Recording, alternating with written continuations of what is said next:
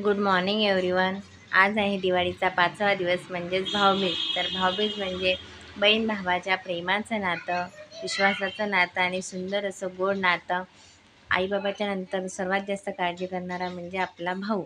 तर तुम्हा सर्वांना बहीण भावाच्या गोड नात्याच्या म्हणजेच भाऊबीजच्या खूप खूप शुभेच्छा. तर इथे आमची आई आता देवपूजा करत आहे.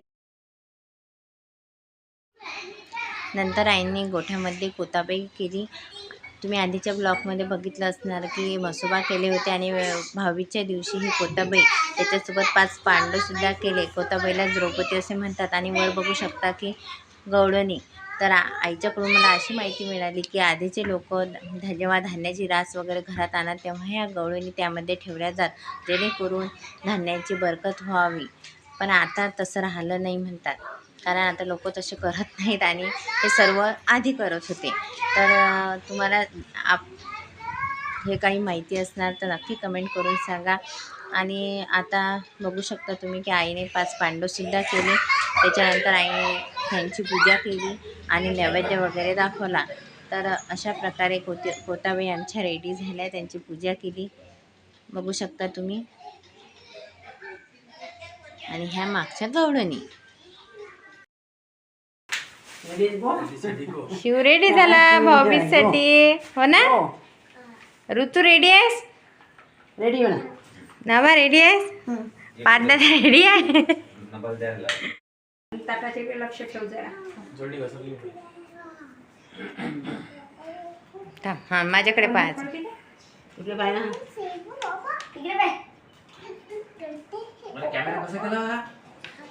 ओके कसं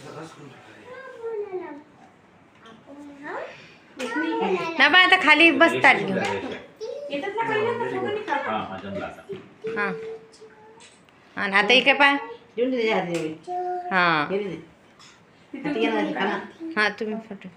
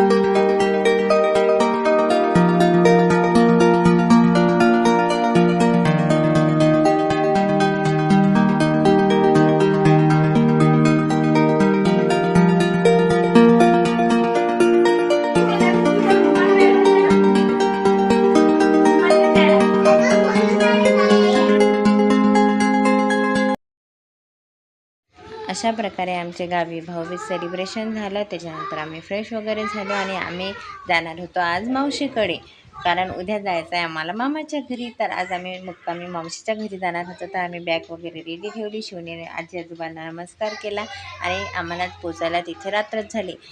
गेल्या शिवने आणि शिवच्या अंशू दीदीने फटाके फोडण्यास सुरुवात केली. तर भरपूर फटाके सोबत घेतले होते शिवने आणि फटाके फोडतेच चालू होतं.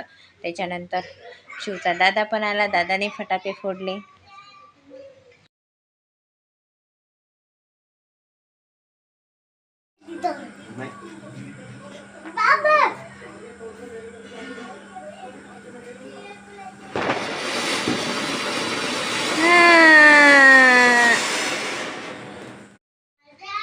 त्यानंतर मावशीच्याही घरी भाऊबीज सेलिब्रेशन केला.